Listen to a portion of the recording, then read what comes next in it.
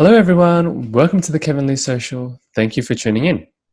What initially began as an 8-part series interviewing entrepreneurs to share and inspire how they've successfully pivoted during COVID-19, I have decided not only to continue this series, but also to expand on the scope to understand and learn about people's craft, philosophy, the challenges they face in the industry, and their favorite failures that have helped shape them to become who they are today. By going deeper and understanding different thought leaders, businesses, and industries, the idea is to help cross-pollinate ideas applicable in your life and inspire action in this new norm we live in. I hope you enjoy the show. Thank you. Before we get on with the show, today's podcast is sponsored by Altitude Tea. Altitude Tea specializes in rare and exotic teas you can't find on supermarket shelves. Teas grown on high altitudes are more nutrient-dense due to the cold nights and misty peaks that slows the growth of the tea plant, leading to a higher concentration of aromatic oils and richer flavors. They are located in Waterloo and they do private tea ceremonies where you can learn how to drink tea mindfully using a traditional gongfu set and have over 20 varieties of tea to choose from. For our listeners, you can use the code BEYOND at checkout for 15% off. Today we have Dr. Cody Rall. He is an ABPN board-certified Navy-trained psychiatrist and a founding partner and former media director for Stanford Brainstorm. Dr. Rall completed his obligation to the US Navy in July 2021 and is now pursuing the use of brain-computer interface technologies for mental health. He is the founder of Techforpsych, a media and relations company that covers advancements in technology related to neuroscience and mental health treatment. He was also a former board member of the American Psychiatric Association's annual Psychiatry Innovations Lab. Everyone, please help me welcome Dr. Cody Rall. Hi, Dr. Cody Rall. How are you doing today? Well, I'm doing well. Thanks for having me on, Kevin. Thank you so much, Dr. Cody, for jumping on. I have been a big fan of your YouTube channel over the last 3 years. I've been following your work closely. I've been following all the devices and what you do. It's blowing my mind literally every time I watch your new videos. I'm so excited to have you share more about yourself. Let's begin with sharing with the audience your interest and passion for technology and behavioral healthcare. How did that all come about? Yeah, I was in medical school and trying to figure out what path I wanted to go. And the brain just seemed like the most interesting organ in the entire human body. And originally I wanted to go into surgery, but obviously there's some really interesting things you can do with surgery, but at the same time, I've become a general surgeon, bless their souls with what they do, but I didn't really feel like ripping gallbladders out of people all day. So I was between neurology and psychiatry for some time and had become really interested in the brain and cognition and behavior and mood, those kind of nuanced brain functions that are very difficult to pin down as far as science and medicine goes. I think the only way to really make progress in that, rather than just conjecture like we've done for the last 100 years, is to get data on it.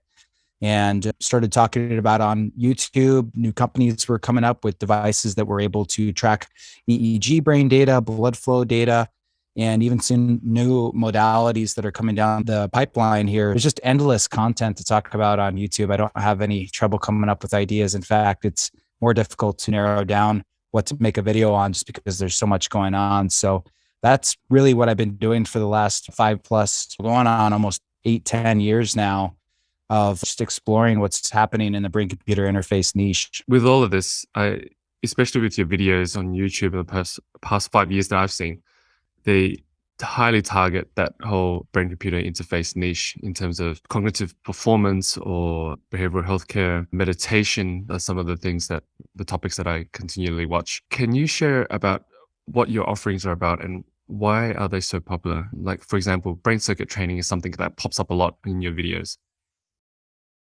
Yeah, the brain circuit training program uses the Muse headband with software called MindLift. That is a company that reverse engineered what Muse headband was able to do. They work closely with Interaxon, the company that produces the Muse headband, and they're actually able to provide tools that mental health providers can use to target different brain waves and use neurofeedback to help improve people's cognition, whether that's focus, relaxation, or any of those other facets that come into mental performance. The brain circuit training program is an evolution out of that. I started working with people one-on-one to do neurofeedback training. And that evolved into a group setting, which is really fun. We meet every 2 weeks and I give everybody homework that they do for those 2 weeks to make sure that they're reaching their neurofeedback goals. And there's an online video course that goes along with that, suggests some different meditation techniques to use with the technology, but also emphasizes the fact that a lot of that is subconscious operant conditioning, learning that happens in the brain when you do neurofeedback exercises. So you'll have to put in the effort and be patient, but we definitely get some nice results out of it. And it's been really fun to interact with people that have been watching me on YouTube for a number of years, have had a Muse headband and haven't really found a way to. I think the regular Muse app is great and there's a lot to explore there, but normally my clients are looking to take things to a next level. And I think that's what my program provides. And it's a continually evolving thing. I don't even know if will always stay with the Muse headband. There's some other hardware out there that's coming out that is mobile and at a low enough cost to where people can realistically purchase them and use them at home. And that's really what I'm going for, is people to be able to use the devices at home in the comfort of their own home at a reasonable price, and to be able to make improvements in their mental health, but also brain performance through programs like mine. It's been a lot of fun. I do have a Muse band at home myself, and I've been playing around with it, and I think it's quite a fun device to play with. And as you said, the initial app is great for some basic feedback, but as you get along, you want, there's so much more I think I could do with this. What can I do? And I'm curious to hear with your clients, what are the most common reasons why they come to you for your work? Or what do they want to get out of the program generally? Is it cognitive performance or is it something else generally? Yeah, a lot of them are looking to improve their meditation experience, have tried meditation for a number of years and have reached a plateau in their practice where either they're not able to find enough benefit in it to feel like they want to sit down and do a session every day, or they've been meditating for a long time and are looking for deeper experiences. That is, I would say, about 70% of clients. But then I have a number of people from different backgrounds that are looking from everything from improving their golf game to improving focus at work to also improving mood and lessening anxiety as well. So I get a pretty wide range of people that are interested in learning more about the technology and learning protocols and techniques to get better at using the technology to improve their own lives. I love the idea of using a device that's so accessible to be able to improve those parts of your life. I think it's an amazing time that we live in, the technology that's available. And to speak to some other points that you were mentioning, I understand when you say like a one-on-one session, because then, they would put on the Muse band, it would go through the software and then you'd receive the data and you can give them feedback and so on. But in a group setting, what would that look like? I can understand it'd be fun with everyone, but how would you be able to read all this data, or what would it look like? Yeah, good question. So traditionally, neurofeedback in a therapeutic sense, if you're using it in the clinic to treat anxiety or depression, that type of thing, you would want to do a full-on quantitative EEG and then take those, what they call Z-scores, represent brain function at different areas of a scalp map, and train those back to 0, as what they would say. And 0 is a loose term. It's based on population data. So you'd look at a population and say, okay, what's the normal level that either alpha or beta frequencies should be at, and then train people back to that center point. And I do that a bit, but I've designed the program more on a performance enhancement aspect. So I do screen clients that are applying for the program. And if they are saying that they've got some pretty serious mental health issues, traumatic brain injury, that type of thing, I'm more than happy to help those types of clients, but I want to make sure that they're relatively stable before coming onto my program, because it's not designed for that one-on-one, really intimate fixing of major mental health issues type of program. So I normally recommend that they go seek more mainstream mental health care, or even a neurofeedback provider that would be able to provide that more one-on-one close care. My program is designed more towards performance enhancement, where we have different settings that people go through. I call them completely energized, powerful focus, unwavering, calm, and profound and infinite. And those have different neurofeedback settings. And what I find is that you can learn a lot about someone's brain by having them go through almost like a neurofeedback stress test. So like with performance enhancement with completely energized, it's targeting mid-range beta in the dominant frontal lobe. So I make sure I know which lobe is dominant in a person, whether that's right or left, depending on what they write with handedness. And then we go into the training and I can see based on their data, how well they're able to enhance mid-range beta while simultaneously lowering low theta and high beta, which are representative of high beta would be more of a distraction, whereas theta would be more of like drowsiness. And it's not that simple. We're still working out the tweaks, but that's the best that we can communicate in the neurofeedback community of what's going on with these brainwaves. But in going through the training every 2 weeks, I can see how their brain has reacted to the program, to that protocol, and give them tips to improve from there. And what that structure looks like is there's five calls throughout the 2 months. We do an initial call where it's introductions and we all get to know each other a little bit.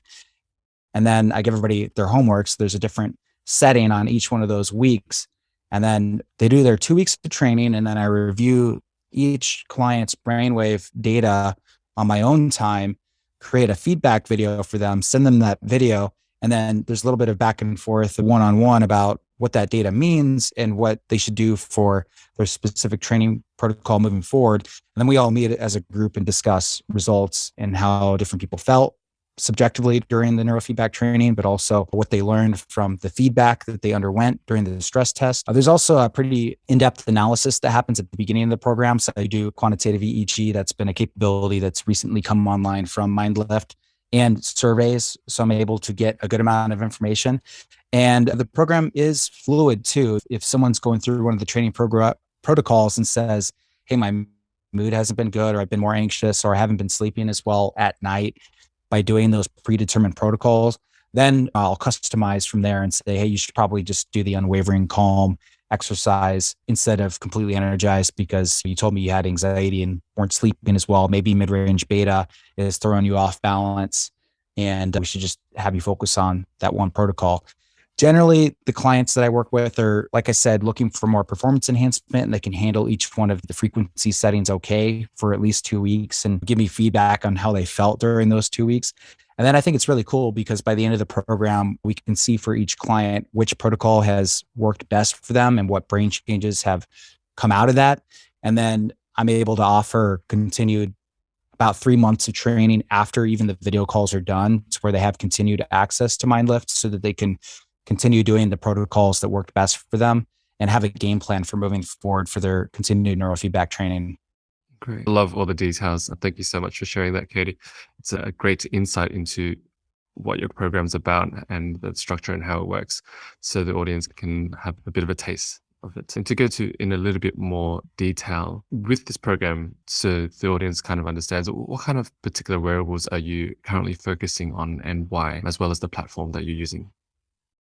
Yeah, another great question. So many people have the Muse headbands. So that's what we've been using. And I think it does give good data for some of the slower brainwave frequencies like alpha and theta. But I think where the Muse headband lacks is when you get into the higher frequency, lower amplitude brainwaves, to include mid-range to high beta and then up into the gamma range, is difficult to detect with that headband.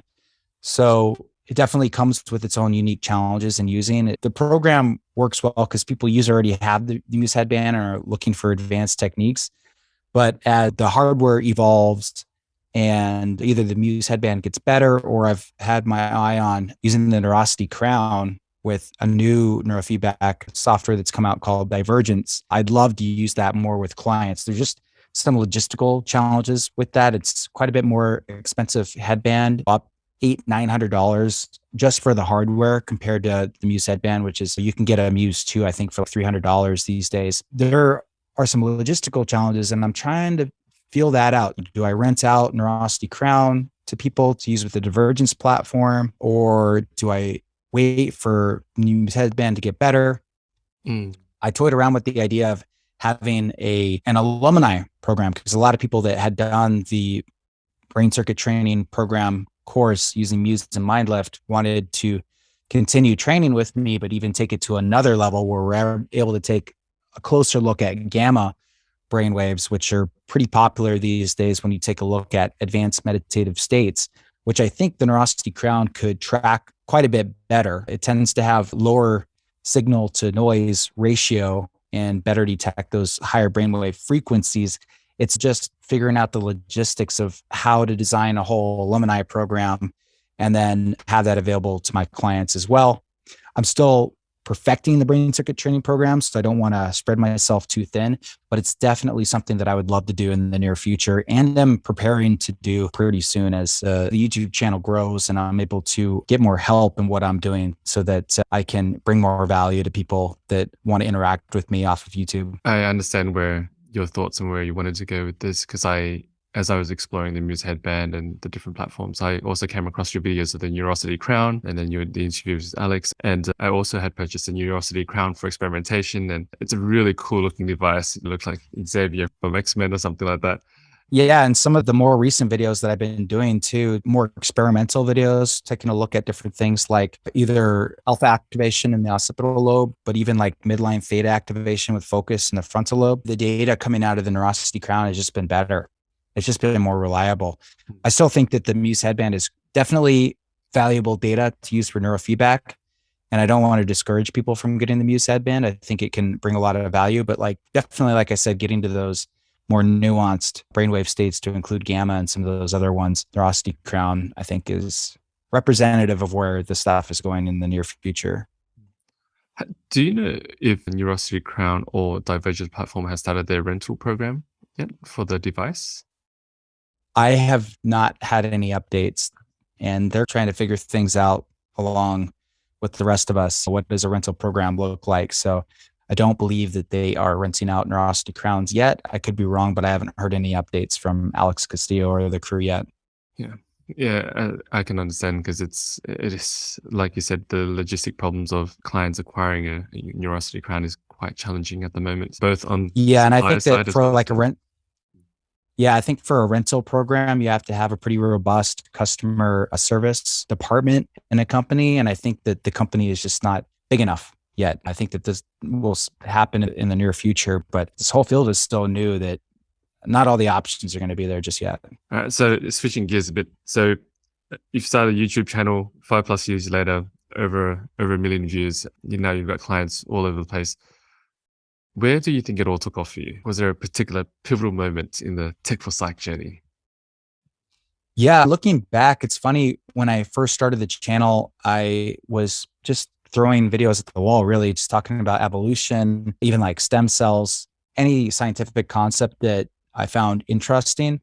And some of the first videos that did really well is where I was actually explaining how some of these, I used to call them personal EEG devices. I don't use that term as much as I used to, but that seemed to really help people understand what was happening in the space. And then also I did some brain mapping videos where I took some of the data and attempted to use MATLAB to really look at the data and analyze it. And that video did really well as well. So I think that I started to zero in on, I think YouTube's all about building a connection with your audience. And where neuroscience, I think, has been lacking before is you are excited about neuroscience, and then you take the audience to a clinic or a lab, and then you show them, here's the functional MRI machine, here's the magnetic encephalography machine. They're so cool, aren't they? Imagine what we could do with this technology. But an everyday person just is not going to get that excited about that, because unless they've had a head injury, they're probably never going to interact with an MRI machine.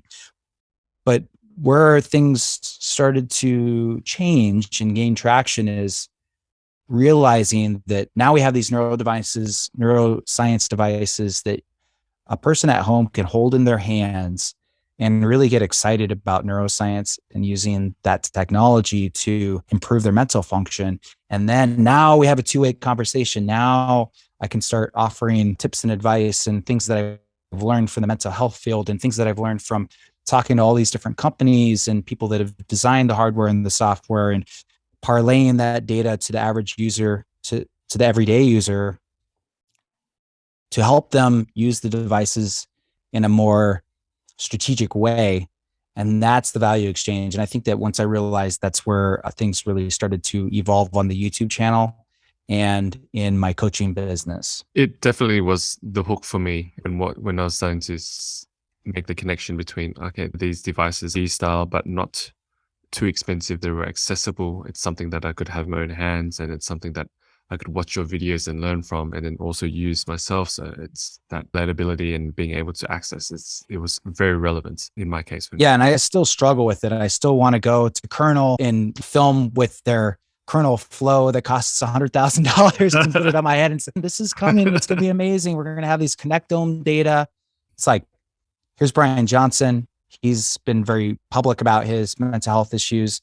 Here is before and after of him using ketamine, and here's the connectome map tracking those brain changes. Isn't that amazing? And I want to show that and share that. I think it is still an integral part of my YouTube channel because I want to form the overall picture of where the technology is at now and the practical benefits that the audience can use, but also where the technology is headed in the future to get people excited and engaged with it. But it is a struggle. It is a challenge to figure out what the right balance between futuristic predictions and technology that is still in the developmental stage that is very expensive versus the stuff that maybe is less powerful but more practical because of price and accessibility. I think you're doing a great job in both because giving us a taster of the future with the kernel, for example, is great because you get, okay, that's the possibility. If it's 100 grand now, maybe in a few years it would drop down as the technology flows backwards, but you're still always giving tips and teaching us about the products that we have available right now as well. So it's a great medium. I think you're doing a great job balancing them both out. Yeah. And I think that, again, going back to the audience, there's people at home that are using the devices for their own benefit, of course, but also I get a lot of people that are venture capitalists or scientists and just want to know what's happening in the field. And then that's information for them as well, because if you think about it, the more resources, awareness, and money that comes into the space, the quicker we're going to have these technologies at our fingertips, the more we can allow the general public to be cognizant of what's going on. Not only do you get money, but you also get talent of people that love the direction that the field is headed in and want to divert their efforts, their resources towards improving its technology. That's part of it too. Dr. Cody, we're going to switch gears a little bit again. And I wanted to speak about the COVID pandemic, which is a big thing that spread across the world over the past 2 years, causing the lockdowns and impacting people's mental and physical health. I am curious to hear, how has that impacted your work in industry? What's happened since then or still going since then? Yeah, I think it's been huge. I definitely noticed a lot of view increase on my YouTube channel during the lockdown. I think that's just because more people were spending time online, but also worried about their mental health and looking for ways to get through that difficult time period. And I think that we're still going through, that hasn't gone away. The virus is still around. Most people are vaccinated. People are less concerned about it, but at the same time, it did spark a revolution where, man, people just don't want to go into hospitals or clinics anymore. And I don't blame them. I don't really want to be there either. That's part of why I'm doing what I'm doing. Is I get to work from home.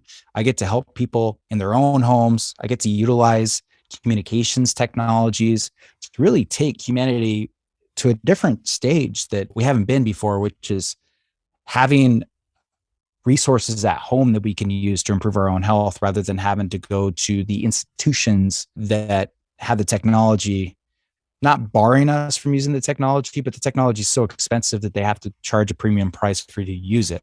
I think it's all about democratization, and it has really accelerated that. Video chat, having wearable technologies that you can use at home, and also cloud platforms that allow that data to be uploaded and have your provider look at it from a remote place is all very powerful. So the pandemic, I think, has really accelerated all that. And I think it added to something that was already happening, but accelerated it. I do agree. I think with the convergence of the technology and the communication platforms, it worked perfectly for that period. Like the MindLift platform, the Divergence platform, where all the information is cloud-based, the data of the clients are all uploaded, and you can do that digital, essentially telehealth from the seat of your home. And it is a tough time for a lot of people. I mean, it isn't over. There are still lockdowns happening around the world. And it was especially tough when the lockdowns were quite serious before, being locked in four walls and not really being able to move and communicate or see your loved ones and so on. It takes a big toll on your mental health. And so being able to access videos like the ones that you've created and understanding that there is another way to work on your anxiety or work on this mental health issue that you may be having, like a bit of depression or something like that, they can connect with you and see a solution of, right, there's actually things I can do. There's actually devices that can measure my baseline or where I'm at, and you can help coach me through this process over a 5-week program or something like that. And it's a beautiful thing, I think, and I can't wait to see what else you come out with and how that program develops over time. Yeah, I use neurofeedback on myself to get through some difficult times through the pandemic. I had a friend die, not of COVID. He actually drowned in a lake at his home, and that was very difficult. We couldn't go to the funeral or grieve properly, and I buried it and tried to move on, but then it manifested as some pretty serious anxiety, especially as I was getting out of the military. And I was using neurofeedback every day to further that connection between my frontal lobe and the rest of my default mode network or autonomic nervous system that was going haywire for a little while, and calm that down. I'll have a video coming out very soon on that. So watch out for that one this weekend or next. Great. I'd rather not go too deep into that story today, but it's something that I think the audience might get some value out of here. And that'll be my next video. So I'll be curious to see what people think with that one. Yeah, that'll be great. Definitely we'll be waiting to check that out. Sorry to hear. And it must have been so tough. I wanted to get your opinion on a few things. With the rapid advances in technology, what do you think about the future of this meditation / technology / behavioral health space? I'm curious to see your insight into the future in that space. Yeah, there's a lot to dissect there. Of course, there's the near-term future and the far future. And I like to focus on the near term for the most part, because once you start talking 23 or 20, 30 years out, all bets are off. It's like, we have no idea what AI is going to do, if it's going to become sentient or what. I think more of it as what capabilities is it going to give us. Will AI be powerful enough just to take a look at electrical signals on the scalp and be able to find patterns despite the signal to noise ratio issues with that data? We'll be able to use that data to see what we're thinking, that type of thing. Brian Johnson and his team at Kernel were able to use magnetic encephalography, which tracks the magnetic waves coming out of the brain, to, with over 90% accuracy, determine what song a person was listening to out of a set of 10 by just looking at the magnetic signals from the brain.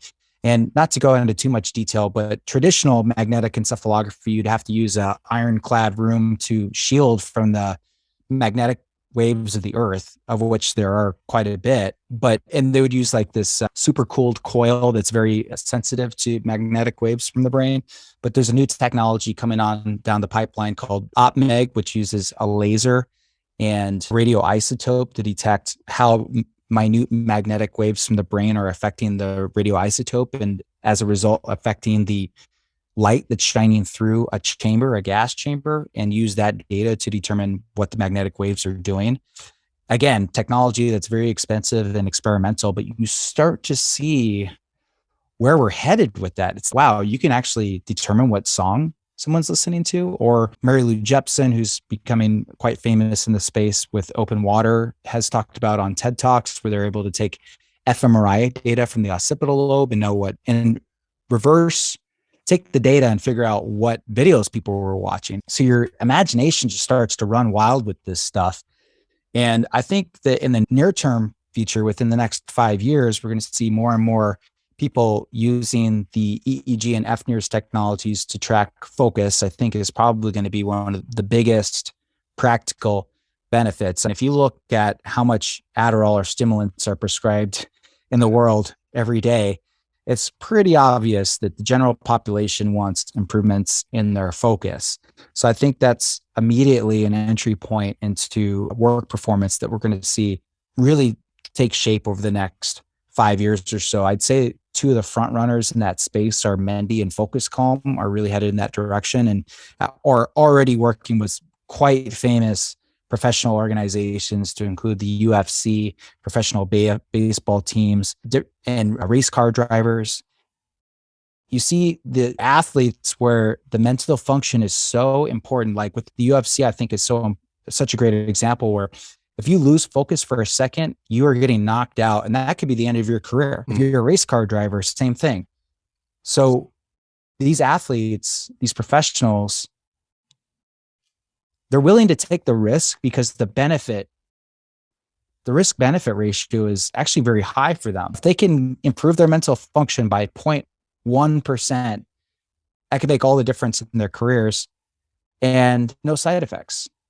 So I think we're going to see more and more professional athletes using it. And as a result, it's going to, I think, filter down to early adopters that want to use it for either their own physical performance or performance at work. And then you start getting into using it for more complex mental function. And I think at that point, there might be a renaissance of using it for meditation. I think we're getting a little bit of a plateau here with the benefits of using neurofeedback with meditation. Maybe there'll be a breakthrough that I'm not aware of, but I think we're stuck at, okay, alpha is pretty good for tracking relaxation, and there's some other gamma wave stuff going on, and we can use that for protocols to help send people in the right direction for meditation, but more nuanced experiences that changes the protocol based on the brainwave data in real time. I think we'll see a renaissance of that a little bit further out than just the focus training. And then beyond, all bets are off. Yeah. So I think that those are some of the things we're going to see in the near term. And then the more sci-fi futuristic stuff, more like 10 years out from now, but super exciting. I think that the mental health field is a whole other ball game where you're using brain data to make certain diagnoses like depression, PTSD. We're headed in that direction, but I don't think we're quite there yet. People are making claims. It's really hard to tell. And the medical community moves pretty slow because if you talk to physicians, where's the randomized control data? Where's the meta-analysis studies? So those studies take years, decades to do. We'll see it implemented here and there, but I think it'll be where we'll see it in the mental health field and in medicine is more of augmentative treatment. So if someone's having a mental health crisis where they're suicidal, you probably want to give them ketamine instead of neurofeedback. That being said, neurofeedback very much training up to and after the intervention. And we're getting more and more psychedelic interventions here. People just last month on Capitol Hill, Dan Crenshaw from Texas, throwing his hands up and saying, we have the evidence. Psilocybin treatment saves lives. Why are we not making this available to veterans? There's going to be a big shift change there, but psychedelic medicines are very powerful, and it's something that needs to be done in a controlled setting. And the better prepared someone is through meditation and neurofeedback training, that type of work, and having good awareness, internal awareness of their internal state, prep someone for an experience like that. And then there's much better outcomes. So what we've actually seen is large investors that are investing in psychedelic treatments are actually scooping up brain-computer interface technology companies because they're seeing the benefit of collecting brain data, prepping someone for a treatment, having them go through the treatment, and then having follow-up care there as well. So that's where brain-computer interface information and technology is going to have a big impact in the next 5 years. And then after that, more diagnostic capabilities. But I think it's going to be assisting psychedelic interventions is where I see it going in the near future. Thank you for the deep insight. It is a very exciting time to be alive. There's so much happening in, like you said, the psychedelic space and the prep and post, as well as all these athletes using products like the Mendy and the Focus Calm. And it's even the meditation communities scooping up these devices and having a play around and seeing, how can they improve their practice. There's lots to learn and to explore. And as you also mentioned, with the capabilities of AI and how they're using algorithms, and we don't even know where that's where that will go. I am looking forward to, because you're my go-to guy for the latest scoop. Every time there's something new, it's like, okay, Dr. Cody's got it now. I'll look on his channel. He's probably got the scoop on it. Or if he hasn't yet, he will be the next person to review it for us. So it's always good. Well, I wish I could keep up because I know people have a lot of interest in like Neuralink, for instance, or Synchron just had their first patient where they inserted their brain-computer interface mesh monitoring hardware through capillaries, or not capillaries, arteries into the brain of the first US patient. They finally got FDA approval to do that. So I'd love to cover some more of the invasive BCI stuff as well. But again, it's like, how much does that benefit my audience if they're looking for more practical tools to use their EEG hardware at home? How does knowing about Synchron or Neuralink really benefit them? So I wish in a perfect world, I could do videos that are faster paced so I could cover all the cool stuff that's going on and make sure everything's up to date. But I'm actually realizing something right now. Maybe the way to do that is to do more podcasts with people such as yourself so that I could talk about it, because talking about it takes way less time than prepping a script, filming B-roll, filming the talking head portion, editing, posting, creating a thumbnail. All that takes a long time. There's definitely a lag between the news and the videos that I would like to improve. Maybe I should have a podcast, but we'll see. Yeah, that's a great idea. Or you being on more podcasts and sharing that knowledge, because you absolutely you have great videos, and your editing skills and the way you splice things together, they're very entertaining. They're very engaging. It's very different from a dry, this is an unboxing of this and you always, it's very exciting, and you're always popping in different examples. So it's great. I love your videos, and they're good lengths and easy to digest. Thank you. I appreciate that. And so anyone that comes across your work can see that your work's being shared everywhere with over 1 million views, as I mentioned before, and I look up to you in your work, in your field. And I wonder, do you have a favorite failure that has set you up for later success? Favorite failure. There's so many video failures over the year, videos that I thought were going to do incredible and just did not, like complete duds. And then the weird thing about YouTube is that there's such a lag time there as well. It's like you put up a video, it does okay, and you forget about it. And then 6 months later, you're looking at the data for your channel and you're like, what the heck is going on here? This video blew up over the last 3 months. And then you do a deeper dive and try to understand what it is that it's resonating with the audience, and taking the data and learning from there about it's more than just trying to get more views or more subscriptions, because those data points indicate value. So my main goal is to make the most valuable videos for the audience where they feel like they're learning something and that it furthers the fields. When you ask about big failures, there's a lot of mini failures along the line. I'd say that one of the most frustrating experiences that I had within the last 4 years is that I wanted to do a congressionally funded study using the Muse headband in the Navy. I floated the idea. People at the hospital were very interested in it. This was at James Lovell in North Chicago. And Muse was on board. They sent me the headsets. I had the headsets. I had the program ready to go. I was collaborating with my med school, which was just next door by coincidence, Rosalind Franklin. We had a principal investigator that had done studies like that similarly in the past. We wrote the proposal, had it all packaged up and sent it off for a congressional grant, and it was not granted. They did not give us the money to do the study. And that was the end of it for me as far as military, because as you're probably aware, active duty members, and included in that is active duty military doctors, have to change sites every 2 to 4 years. And if you don't get a study started right when you hit the ground, boots on the ground at a new hospital site, like you've missed your opportunity. And I knew that I was going to be paying back my military obligation for the next 3 years until I was eligible to get out of the military, which is what I decided to do because of that experience and just being like, let's just say that not everybody believes in these devices as much as I do.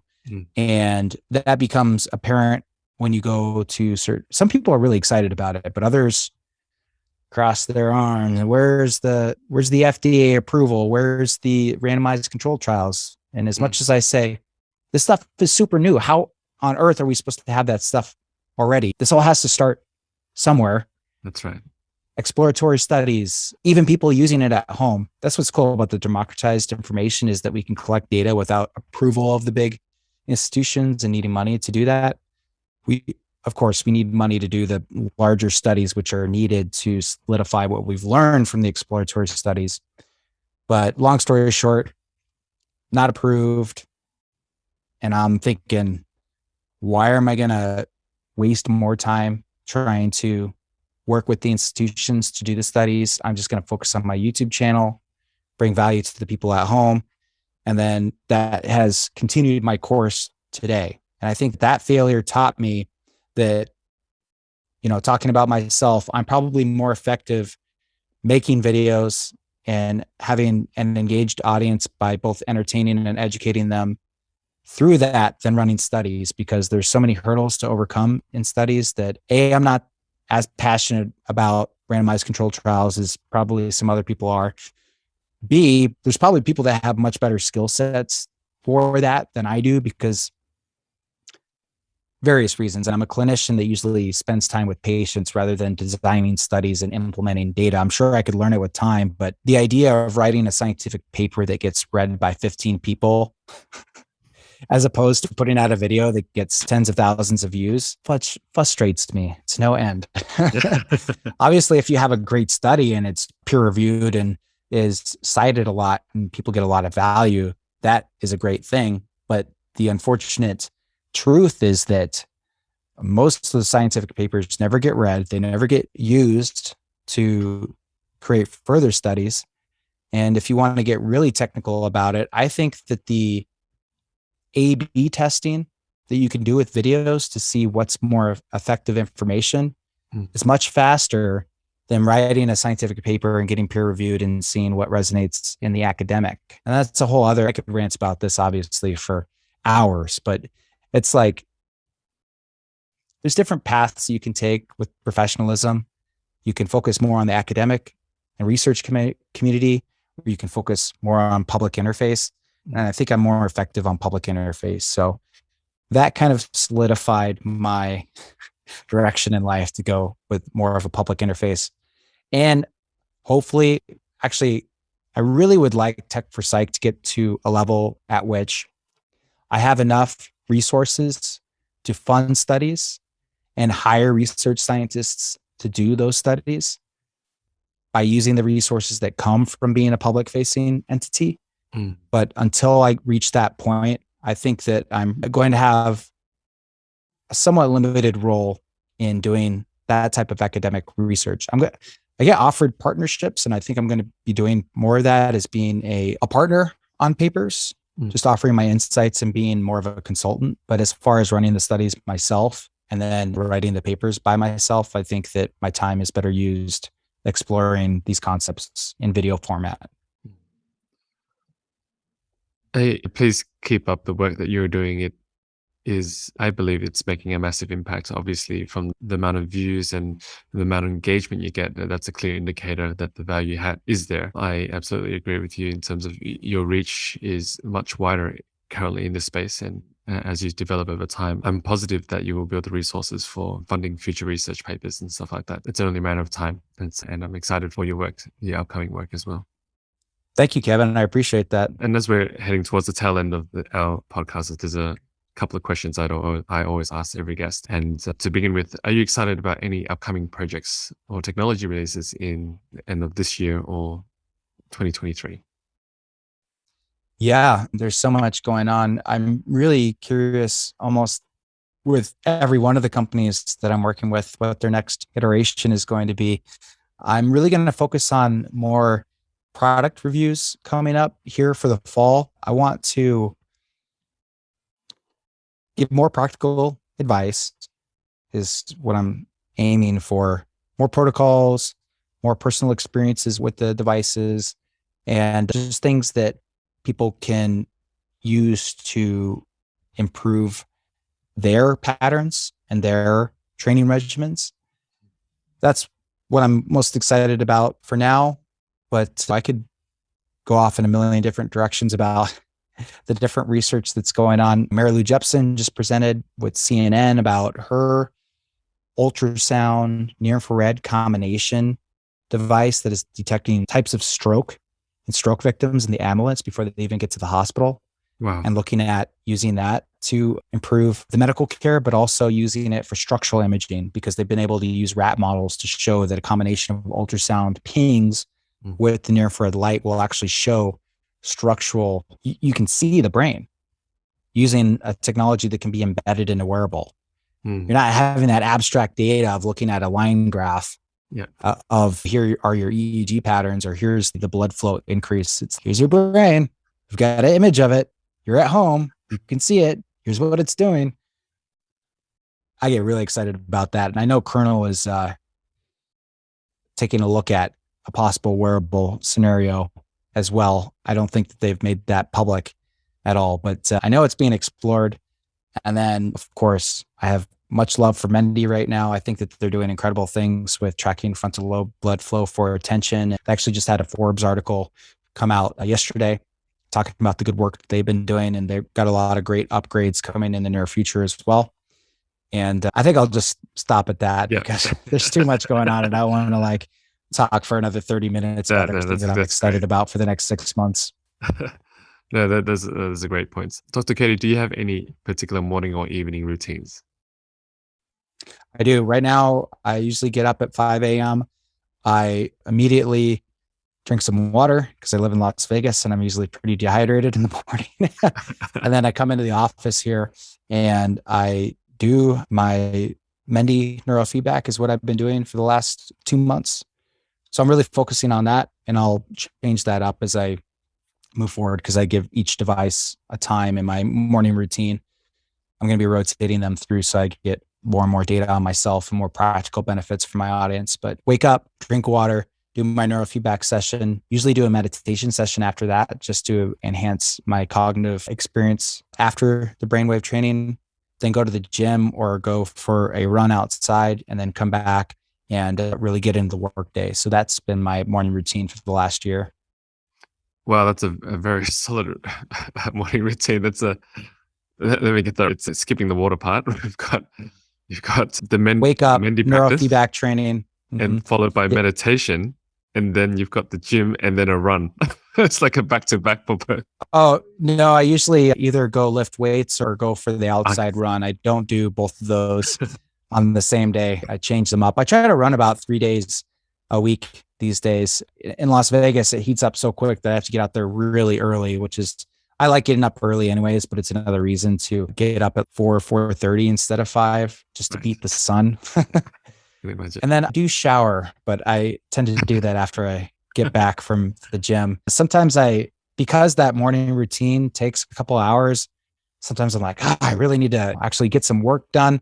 So I might work for a couple hours and then take a break and then shower and then come back to the workday, just depending on if I've got interviews that day or if I'm doing video editing or if I'm seeing patients. I do still see psychiatry patients for about 8 hours a week these days on Tuesdays and Wednesdays. So I still keep up that practice on the side as well. So every day is different. That's actually one of the fun, cool things about being on YouTube and having an online business is that it's very variable and lots of stimulus for my brain to keep engaged and keep bringing everybody as much value as I can. That's great. Do you have a favorite book you'd recommend? Oh man, I'd say the one book that was very pertinent to my life within the last year that I just talked about on the video that I'll be releasing this week is Letting Go by David Hawkins. Talks about how to visit trauma and allow your emotions to come up and release, like a release valve, because that's something that I definitely struggled with over the past year. And that book helped me a lot. There's a lot of, if you suppress trauma energy, that will definitely manifest itself in anxiety and difficulties for you later. So for anybody that's going through a tough time, I would highly recommend David Hawkins' Letting Go book. Really helpful. Thank you for the recommendation. Are there any new beliefs or behaviors that have had a positive impact in your life in the recent years? Yeah, on that same thread, I myself had never experienced a level of needing to grieve for the passing of my friend that really built up a lot of anxious energy in me, and how revisiting that through therapy or different meditative techniques like are discussed in the Letting Go book actually really was hard to go through, but also so educational in what happens to the autonomic nervous system under stress and what to do in those situations and how to intervene so that people get peace in their lives. And how I talk about the default mode network quite a bit on my YouTube channel, self-referential thought. When you're worrying, you can't get out of your head and beating yourself up with all these expectations that we set for ourselves. I learned a lot about the default mode network this year. Again, if you're interested in that story, I'll be putting out that video this weekend. A shameless plug for that, but I think that people will be pretty interested in it. And I got to show a side of me that I haven't been able to show on YouTube before, that's a lot more vulnerable and personal and in a storytelling format. That this last year and a half has actually been pretty transformational for me personally, as well as I'm sure a lot of people going through the pandemic and all the difficult situations we've been presented with over the last couple of years. So we'll see how it goes. Yes, absolutely. We'll definitely be keeping an eye out for that video. And I think it's a lot of people will be able to benefit from your experience and your practice that you're sharing. If you could only send one single line of SMS text to yourself 5 years ago, what would it be? Keep going. It's a marathon. This stuff is such a marathon, and there's ups and downs, and there's frustration in trying to figure out what works best, what has the most impact. And if you are in a field as new as brain computer interface, I think that you have to develop a resilience. I'm not sure if that's the right word, but there's a lot of skepticism, which is healthy. I think that people should be skeptical about new technologies. And I think that's just the most important thing. And I would still tell myself, keep going, because I don't see myself anywhere near where I want to be in the near future or the long-term future. But again, life is a journey. So enjoy each stage. The critics, I love you. Say what you want on YouTube. I'm still going to keep making my videos. I had one recent comment where the lady said I had a high nasal voice and I had cartoon hair. I was like, what? Cartoon hair?